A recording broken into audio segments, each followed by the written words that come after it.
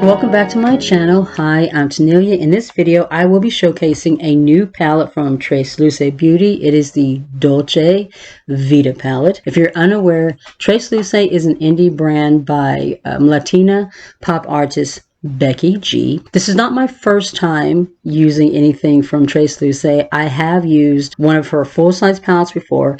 I did declutter it. The color story and the formula were just not like speaking to me. They were not one of my favorites. I did pass that on to a friend, and I had a 6-pan palette that I got at a BoxyCharm. That one I gave to my daughter. It's been a little while since anything from Tresluce has just really stood out to me and really kind of caught my eye, but this palette, I just thought it was so pretty. All the Latin desserts and dishes on the cover. This palette is inspired by like desserts, pastries, different dishes in the Latin culture. This is the color story. Like I said, I just thought it was so pretty. With her previous palettes, there were embossings in the mattes that kind of look like leaves or branches. In this palette, they're just smooth. There's no embossings in anything. There are 12 mattes in this palette and 6 shimmers. When I swatched this palette, I had such a difficult time with getting these shades to swatch. Some of them swatched really well, but some of the deeper shades like Tres Leches and Bizcocho, I think that's how you say it, this black one right here, were very difficult to swatch, especially this one. This one, like even now, I mean, you see that? It's like, it just does not want to swatch. I went into the shade so many times trying to get a decent swatch and it would not swatch. But as we all know, just because a palette doesn't swatch well, doesn't mean that it will not perform in the eyelids beautifully. So I am going to test this shade out today. It's been a while since I've tested out of black, so I am going to try this one and hopefully it will perform on the eyelid better. The shimmers, however, were beautiful. They were smooth, they were creamy. Some of them were a little more sheer, like a little more kind of glittery, but as a whole the shimmers swatched beautiful. I felt like they were really, really beautiful, like these two right here in the end especially. I also picked up one of the matte lipsticks. This is the Empower Me matte lipstick bullet in dark Capecito, which I'm hoping is like a peachy nude. That's the way that it looked online, so we're also going to be testing this out. Before we jump into putting together the look, there are a couple of things that I did want to point out. Just like our previous palettes, the mirror is magnetic, so it does come off, so you can remove this if you don't want to use it. On the inside, as with our other palettes, there's also a message here, and I'm going to go ahead and read it real quick because it is important as far as the theming of the palette. It says, Hola amor, do you know one of my favorite things about being Latina? La comida, and please forgive me if I pronounce anything incorrectly. And not just our savory dishes, pero our sweets and desserts. With this palette, I wanted to share some treats made and loved by our gente. We teamed up with New York-based Brazilian artist Niege Borges for a tasty illustration that showcases paletes, alforjas, bola de rojo, and more. Que rico. As you try each shade to create the sweetest looks, try your best not to get too hungry. I know I did. Besos, Becky G. Alright, so I am going to prime my eyelids real quick, and the primer that I'm going to use today, this is from Flawless Touch Femme Couture eye primer. I got this from the Dollar Tree, but I have to say I've really been enjoying it. It's a very like creamy consistency. It looks like it has a little bit of tint, but once it completely blends and sets out, it's, you know, pretty transparent. With this look, I do want to kind of focus in this area. I've done a lot of like looks of previous palettes with kind of, you know, more peachier orangey tones. So I do want to focus on these, especially this black. So what I'm going to do is I'm going to take Dulce de Coco, which is this shade, and I'm going to lay that on the outer corner going into the crease, and then I'm going to take one of these two shades in the inner portion of the eye to kind of help blend this one out, and then this one I'm going to just put like on that kind of lower lash line on the outer corner just to kind of smoke it out. Hopefully it will perform. We will see. To lay down that first shade, I'm going to use my Beauty Bay Detail Crease Brush. As you guys know, this is one of my favorite brushes. So as you can see, it picks up pretty well on the brush. Like I said, just because a shadow may not be performing as far as the swatch doesn't mean that it won't perform in the eyelid. So let's go on ahead and start packing that down. Ooh, okay. You see that? I'm actually going to pull my mirror in just a little bit closer to me. That's actually very pigmented. It's very, very smooth. It's blending pretty well. This is one of the shades that swatched okay, but not that great. That's a very, very soft shade. Like, it's not super pigmented, but you can definitely see it building up on the eyelids. Like it feels very, very soft going on the eyelid. That is a really, really pretty shade. Next, I'm going to go into, I think this is Heladito, and I'm going to take my Real Techniques crease brush, and this I'm going to kind of go in the inner corner and then just kind of blend that into that crease shade, or yeah, the first shade. Once again, getting a decent amount of product on my brush. This shade was one that I didn't really swatch well at all, but I'm getting a decent amount of product on the brush, so that's good. And I'm going to lightly lay this in the inner portion of the eye. Oh, that's looking nice. That is looking nice. It didn't pick up very well in the swatch, but as you can see on the eyelid, it is blending beautifully. The framing may be a little bit different. I had to pull my ring light in just a little bit closer to me. All right, I'm going to do the same thing on this eye. So really pretty pastel. It does take a little bit of building to get the color payoff on the eyelid, though, that I'm getting in the palette. I have a kind of lighter nude toned eyeshadow primer. I might try that next time to see if it helps to get the more pastel shades to pop more. I'm going to go back in with that first shade just to kind of build a little bit more on the outer corner. I did lose a little bit of it with that first pastel shade. All right, now to test out that black. I'm going to use my Real Techniques brush. It's a pointed, detailed brush, and we're going to go into the shade.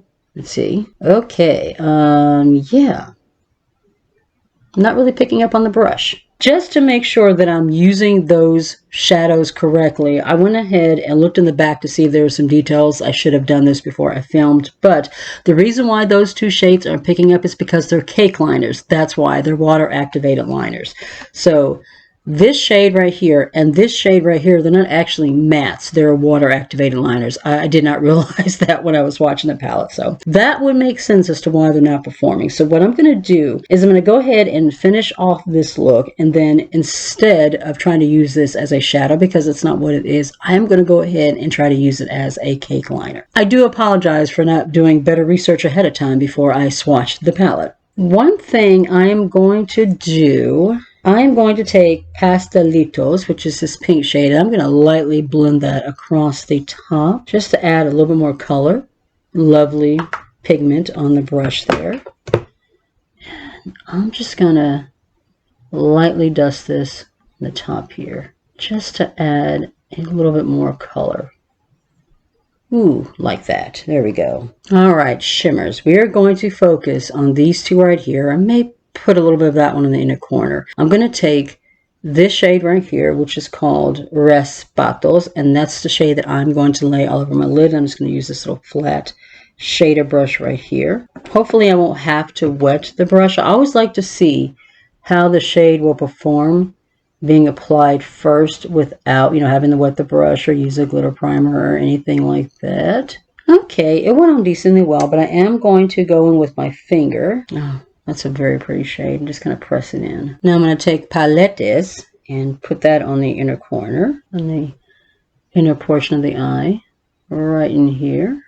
And then I'm going to take a little bit of this one on the inner corner. I'm not even going to attempt to pronounce that one. But I feel like I need just a little bit something more just right in the corner. Now to give this water activated liner a try. I still feel like a freaking idiot, trying to figure out why it wouldn't swatch, thinking that it was a regular matte. Yeah, that's why it's important to do your research, your proper research ahead of time. All right, so I have a little detailed brush here, or rather a liner brush here. I'm going to go into the only downside that I would see with having a water activated liner in a palette in this format, while the shade is drying, like fallout from other shades from mattes or something falling into it. That's the only downside that I would see as a possible con. But it went on very black. It went on very easily. Let's see if I can do a little wing on this side. All right. Actually went on pretty quickly.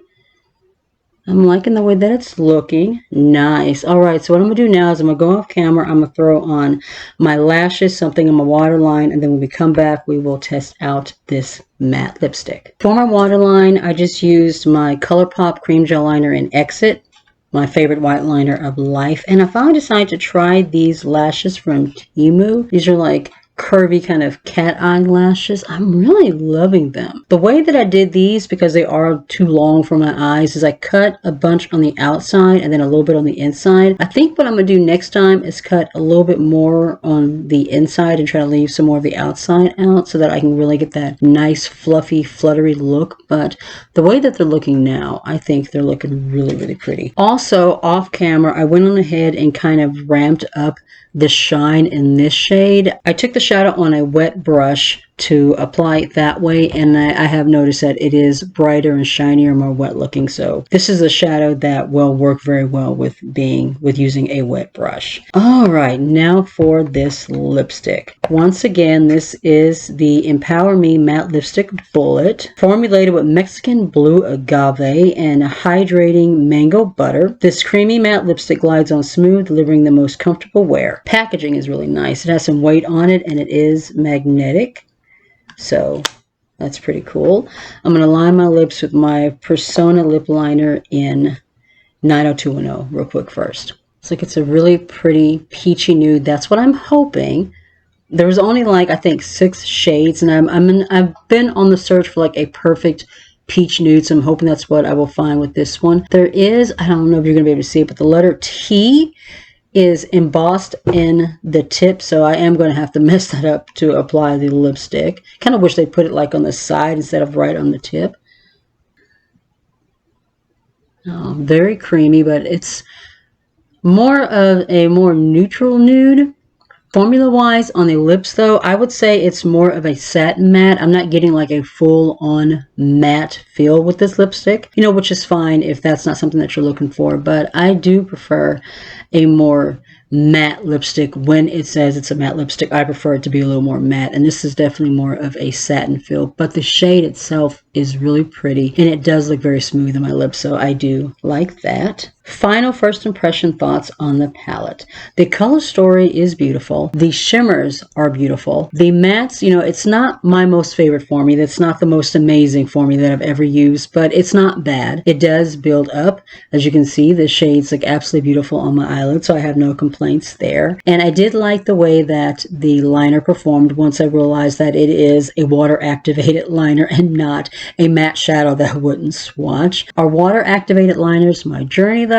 I don't know. I still prefer like an ink pen liner. I like the way that it went on. It went on pretty smooth, but it's not as, once it dried down, it was a more lighter grayish kind of a black. It's not as jet black as I would like, or, you know, like I get from an actual ink liner. So there's that. Is this my most favorite palette that I've ever used in my collection? No, but I did enjoy using it. It was a nice formula. All right, so that is going to be it for this video. If you enjoyed it, if you found it helpful, please be sure to give the video a thumbs up. It really does help with the channel. If you're new to the channel or you're not already subscribed, I would love it if you consider joining my little family and hitting subscribe. Make sure you tap the notification bell so you don't miss a thing. And you can also follow me on my other socials. I'm on TikTok, Instagram, and Facebook.